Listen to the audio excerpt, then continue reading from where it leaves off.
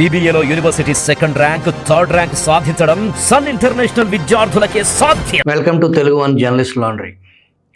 గడిచిన 5 ఏళ్ల జగన్ విధ్వంసక పాలనలో ఆయన తరచూ చెప్పిన మాట విలువలు, విశ్వసనీయత, అవినీతి రహిత పాలన, కుల వివక్ష లేకుండా పక్షపాతం లేని పాలన, పేదవాళ్లకు పెత్తందారులకు మధ్య యుద్ధం, దుష్ట చతుష్టయం. ఇలా 5 ఏళ్ల కాలకోట విషసర్పానికి చిక్కిన రాష్ట్రం అప్పుల్లో కూరుకుపోయింది. దేశంలో ఎక్కడా జరగని రాజ్యహింస ఆంధ్రప్రదేశ్లో జరిగింది. బడుగు బలహీన వర్గాల జీవితాలు ఛిద్రమయ్యాయి. అబ్దుల్ సలాం లాంటి పేద కుటుంబం వికృత పాలెగాడి పోలీసు దమనకాండకు నిండు ప్రాణాలు గాలిలో కలిసిపోయాయి. దళితులపై జరిగిన అకృత్యాలకు అంతే లేదు. శిరోముండనం దగ్గర నుంచి చంపి శవాన్ని డోర్ డెలివరీ వరకు నిరాకాటంగా కొనసాగాయి. పెద్దిరెడ్డి రాజ్యంలో దురాఘాతాలు చెప్పటానికి ఇక్కడ సమయం సరిపోదు.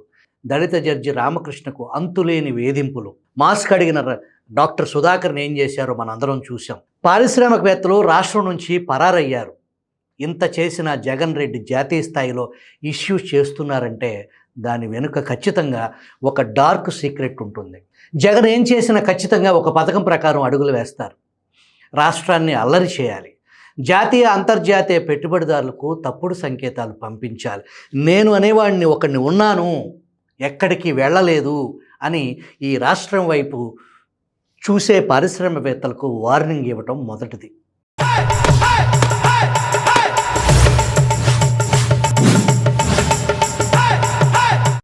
జస్ట్ 100 కోట్ల లిక్కర్ స్కామ్కే ఢిల్లీ సీఎం, డిప్యూటీ సీఎం సహా కేసీఆర్ కూతురు నెలల తరబడి ఊచలు లెక్క పెడుతున్నారు. మరి జగన్ను రక్షిస్తుంది ఎవరు? జగన్ రెడ్డి ముడ్డి కింద 32 పాత కేసులు. కొత్తగా ల్యాండ్, శాండ్, వైన్స్, మైన్స్లో బయట పడబోయే లక్షలాది కోట్ల రూపాయల కుంభకోణాలు బయటపడే దశలో ప్రజల దృష్టి మరల్చి రచ్చరచ్చ చేయాలి. కేసులు నమోదైతే రాజకీయ కక్ష సాధింపు అని నానా యాగి చేయొచ్చు. క్రూరమైన ఆలోచనలు కలిగిన జగన్ ఆంధ్రుల పాలిట ఒక శాపం. కేంద్ర మాజీ మంత్రి మర్రి శశిధర్ రెడ్డి ఏనాడో చెప్పారు, ఏపీకి పొంచి ఉన్న ప్రళయం జగన్ రెడ్డి అని. గడిచిన 5 ఏళ్ల ఉప్పెన చూశారు కదా. కూటమి ప్రభుత్వం ఏర్పడి ఇంకా నెలన్నర కాకుండానే జాతీయ స్థాయిలో జగన్ గగ్గోలు. ఏకంగా రాష్ట్రపతి పాలన విధించాలని కోరుతున్నారు. టీడీపీ, జనసేన జగన్ రెడ్డిని ఏదో ట్రోల్ మెటీరియల్ కింద చూస్తున్నారు, కానీ అదొక నెటోరియస్ క్రిమినల్ మైండ్ సెట్ అని తెలుసుకోలేకపోతున్నారు. మళ్ళీ జగన్ వేళ్ళూసుకుంటే, వైసీపీ పార్టీ ఊపిరి పోసుకుంటే అనే ఆలోచనే పారిశ్రామికవేత్తల్లో వెన్నులోంచి వణుకు పుట్టిస్తుంది. మరి రాష్ట్రంలో, కేంద్రంలో కూటమి ప్రభుత్వం ఉంది. జగన్మోహన్ రెడ్డి కానీ, అతని అనుచరులకు కానీ, నాయకులకు కానీ వారి ప్రభుత్వం పోయిందన్న భయం ఉందా? ఎక్కడన్నా అదే అబద్ధాలు, అవే సాక్షి విషపు రాతలు, అవే కల్పితాలు, అవే కట్టుకథలు, అదే హింస. ఆఫీసుల్లో ఫైల్స్ తగలబెట్టే స్థాయిలో అధికారులు ఉన్నారంటే ఇంకా వైసీపీకి కొమ్ముగాస్తున్న అధికారులు సూపర్ సెల్స్ లాగా రాష్ట్రం మొత్తం సెక్రటేరియట్ నుంచి, సీఎంఓ నుంచి మంత్రుల కార్యాలయంలోకి చొచ్చుకెళ్లారనేది పచ్చి నిజం. తెలుగుదేశం పార్టీ నితీష్ కుమార్ మద్దతుతో కేంద్ర ప్రభుత్వం నడుస్తుంది. అయినప్పటికీ జగన్ రెడ్డి, విజయసాయి రెడ్డి, సాక్షి పత్రికలో భారతిరెడ్డి ఎలా బరితెగించి ప్రవర్తిస్తున్నారు? ఎవరి అండతో వీరంతా రెచ్చిపోతున్నారు? సాయిరెడ్డి కోరగానే అమిత్ షా అపాయింట్మెంట్ ఇచ్చేస్తారు. పార్లమెంట్లో ఎన్డీఏ బిల్లులకు మా పార్టీ పూర్తి మద్దతు ఇస్తుందని బీజేపీ పెద్దలతో టచ్లో ఉంటారు జగన్మోహన్ రెడ్డి. అదే సమయంలో డీకే శివకుమార్ ద్వారా కాంగ్రెస్ అధిష్టానంతో టచ్లో ఉండటం దేశంలో ఏ రాజకీయ నాయకుడికి సాధ్యపడని అవినీతి, రాజనీతి జగన్ సొంతం. జగన్ రాజనీతిలో నీతి మాత్రం ఉండదు. జగన్ అవినీతి లక్షల కోట్ల సొమ్ముతో ఢిల్లీ పెద్దలను బ్లాక్ మనీ నోట్ల సంచులతో కొడుతుంటే వారు కాదని ఎలా అనగలరు? నేటి రాజకీయంలో అవినీతి మరకలేని పార్టీ ఒక్కటంటే ఒక్కటుందా? ఇక ఆంధ్రప్రదేశ్లో కూటమి ప్రభుత్వ పాలన విషయానికి వస్తే రాష్ట్రానికి ఆర్థిక జవసత్వాలు ఎలా సమకూర్చాలి, పెట్టుబడులు ఎలా తీసుకురావాలి, ఈ రాష్ట్రాన్ని సన్ రైజ్ స్టేట్గా ఎలా ముందుకు తీసుకెళ్ళాలి, అమరావతి, పోలవరం బృహత్ ప్రణాళికతో ఎలా పరుగులు పెట్టించాలి, లా అండ్ ఆర్డర్ని ఎలా కంట్రోల్ చేయాలి అనే విషయంలో చంద్రబాబుపై ఎవరికీ ఏ విధమైన అపోహలు, భిన్నాభిప్రాయాలు లేవు. ఇవన్నీ ఆయన మాత్రమే చేయగలరు అని మెజారిటీ ప్రజలు నమ్మారు. వారి నమ్మకాన్ని ఆయన ఖచ్చితంగా నిలబెట్టుకుంటారు. ఇదే చంద్రబాబు 40 ఏళ్ల రాజకీయ జీవితం వేరు, గడచిన ఈ 5 ఏళ్ల జగన్ పాలన వేరు. సాంప్రదాయ రాజకీయ ముఖ చిత్రాన్ని జగన్ పాలన సమూలంగా మార్చేసింది. మీకు ఊహ తెలిసాక ఎంతోమంది ముఖ్యమంత్రులను, ప్రధానులను మీరు చూసుంటారు. కానీ ఒక సాధారణ అధికారులు, ఒక కలెక్టర్, ఒక ఎస్పీ, ఒక డిఎస్పీ, సిఐ, ఎంఆర్ఓ, ఎస్ఐ స్థాయి వరకు ప్రజల్లో అధికారులపై తీవ్ర చర్చ నడుస్తుంది. ఈ ధోరణి గతంలో మనం ఎన్నడూ చూడలేదు. ఈ పరిస్థితికి కారణం ఏంటి? వ్యవస్థల విధ్వంసం అధికారులను పాలేరులను చేసి తన గొడ్ల చావిళ్ళలో కట్టేయటం, రూల్ ఆఫ్ లా పూర్తిగా పక్కన పడేసి రెడ్డి గారికి పాచి పని చేయటంలో పోటీ పడటం. మరి ఇటువంటి పరిస్థితుల్లో రాష్ట్ర ప్రజలకు ఏం కావాలి?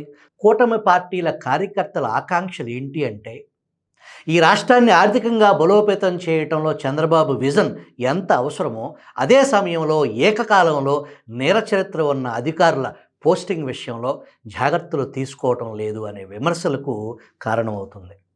ఈ పరిస్థితి నుంచి బయటపడాలంటే చంద్రబాబు తన సొంత మనుషులను కొంతమందిని నమ్మి పక్కన పెట్టుకోవాలి. అన్నీ చంద్రబాబు చేయాలంటే సాధ్యపడే పని కానీ కాదు కదా. జగన్మోహన్ రెడ్డి పరిస్థితి చూడండి. నాడు నేడు జగన్మోహన్ రెడ్డి సొంత మనుషులు, జగన్ కోసం ప్రాణం ఇచ్చే నాయకులు బోలెడు మంది ఉన్నారు. అదే చంద్రబాబు విషయంలో అలా ఉందా? చంద్రబాబు కోసం ప్రాణాలు ఇచ్చే నాయకులు ఆ పార్టీలో ఉన్నారా? నాకు తెలిసి లేరు. కానీ టీడీపీలో చంద్రబాబు కోసం ప్రాణాలు ఇచ్చే కార్యకర్తలు ఉన్నారు. చంద్రబాబు గత కొన్ని రోజులుగా శాఖల వారీగా శ్వేతపత్రాలు విడుదల చేస్తూ పోతున్నారు. అదొక పద్ధతి, అదొక విధానం. జనానికి, కూటమి కార్యకర్తలకు కావాల్సింది శ్వేతపత్రాలు కాదు, యాక్షన్ ప్లాన్. ఒక పక్క చంద్రబాబు నాయుడు మార్పు పాలన కొనసాగిస్తూనే మరొక పక్క పవన్ కళ్యాణ్, లోకేష్ నేతృత్వంలో పక్కా ప్రణాళికతో ప్రతిరోజు రాష్ట్రంలో ఏదో ఒక మూల, ఏదో ఒక తప్పుడు అధికారిని, తప్పుడు పనులు చేసిన రాజకీయ నాయకుడిని శిక్షిస్తున్నారు అనే సంకేతం ప్రజల్లోకి వెళ్ళాలి. 5 సంవత్సరాల పాటు రాష్ట్రాన్ని అంధకారం చేసి విధ్వంసానికి పాల్పడ్డ వాళ్ళల్లో ఒక్కళ్ళలోనైనా భయం అనేది మచ్చుకైనా కనిపిస్తుందా? అంగళ్ళ ఘటనలో నాటి ప్రతిపక్ష నేత, ప్రస్తుత ముఖ్యమంత్రి చంద్రబాబు సహా టీడీపీ నేతలపై హత్యాయత్నం కేసులు నమోదు చేసిన అప్పటి అన్నమయ్య జిల్లా ఎస్పీ ఆర్ గంగాధర్కు కృష్ణా జిల్లా ఎస్పీగా ఎలా పోస్టింగ్ ఇచ్చారంటూ టీడీపీ ఎమ్మెల్యేల మధ్య అసెంబ్లీ లాబీల్లో గురువారం చర్చ జరిగింది. కృష్ణా జిల్లాకు కొత్తగా వచ్చిన ఎస్పీ గంగాధర్ మాజీ మంత్రి కొడాలి నానికి అనుకూలంగా వ్యవహరిస్తున్నారని, ఎస్పీ ఇటీవల గుడివాడ వచ్చి రాత్రంతా అక్కడే గడిపారంటూ ఎమ్మెల్యే వెనిగళ్ల రాము ఉమ్మడి కృష్ణా జిల్లాకు చెందిన టీడీపీ ఎమ్మెల్యేల వద్ద ప్రస్తావించారని వార్తలు వచ్చాయి. ఆ సమయంలో అక్కడే ఉన్న పొంగనూరు టీడీపీ ఇన్ఛార్జి చల్లా రామచంద్రారెడ్డి జోక్యం చేసుకుని అంగళ్ళు ఘటనను గుర్తు చేశారు. గంగాధర్ అన్నమయ్య జిల్లా ఎస్పీగా ఉన్నప్పుడే టీడీపీ నేతలు, శ్రేణులపై అక్రమ కేసులు పెట్టారని, మాజీ మంత్రి పెద్దిరెడ్డి రామచంద్రారెడ్డితో అంటగాగారని వివరించారు. దీంతో వైసీపీ వీర విధేయుడని తెలిసి ఆయనకు జిల్లా ఎస్పీగా పోస్టింగ్ ఇవ్వటం విచిత్రంగా ఉంది అంటూ పలువురు ఎమ్మెల్యేలు అనుకోవటం వినిపించింది. కొడాలి నాని పిఏ లక్ష్మణ్పై గుర్తు తెలియని వ్యక్తులు ఎవరో ఇటీవల దాడి చేశారు. ఆయన పోలీసులకు కనీసం ఫిర్యాదు కూడా చేయలేదు. కానీ ఈ నెల 17న కృష్ణా జిల్లా ఎస్పీగా బాధ్యతలు చేపట్టిన గంగాధర్ ఆ వెంటనే గుడివాడ వచ్చి లక్ష్మాజీని పరామర్శించారు. దగ్గరుండి మరీ కేసు నమోదు చేయించారు. రాష్ట్రంలో నెలన్నర క్రితం అధికారంలోకి వచ్చిన టీడీపీ కూటమి ప్రభుత్వం నత్తనడకతో వైసీపీ అధికారులు జారుకుంటున్నారు. వైసీపీ అధికారంలోకి రాగానే కేంద్రం నుంచి రాష్ట్రానికి వచ్చిన పలువురు అధికారులు 5 ఏళ్లు ఇష్టారాజ్యంగా వ్యవహరించి ప్రభుత్వం మారగానే ఇక్కడే పాగా వేయటమో లేదా జారుకోవటమో నిత్యకృత్యం అయింది.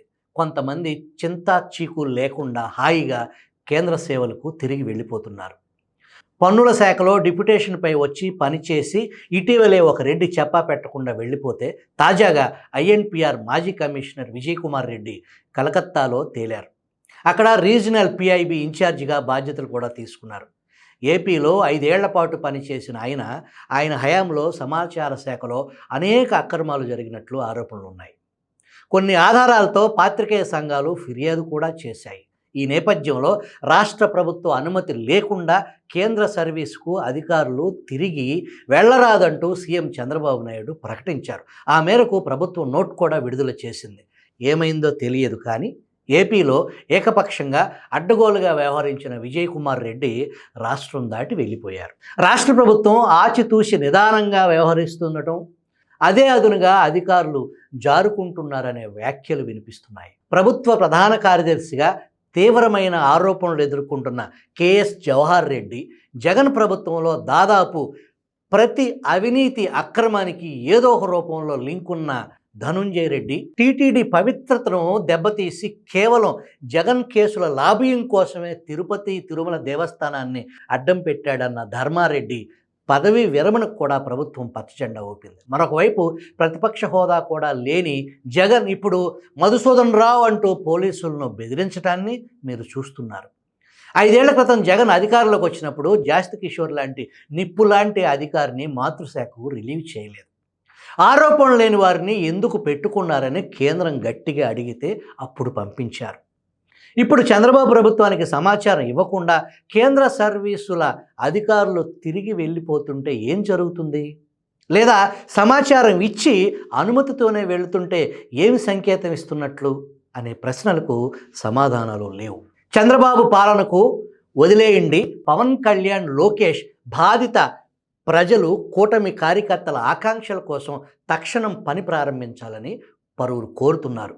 ఇది జరగాలంటే గతంలో నిజాయితీగా పనిచేసి జగన్ దాష్టికాన్ని ఎదుర్కొన్న అధికారులు, విలువలే ఊపిరిగా బ్రతికే వ్యక్తులను నమ్మి బాధ్యతలు అప్పజెప్పాల్సిన అవసరం ఎంతైనా ఉంది.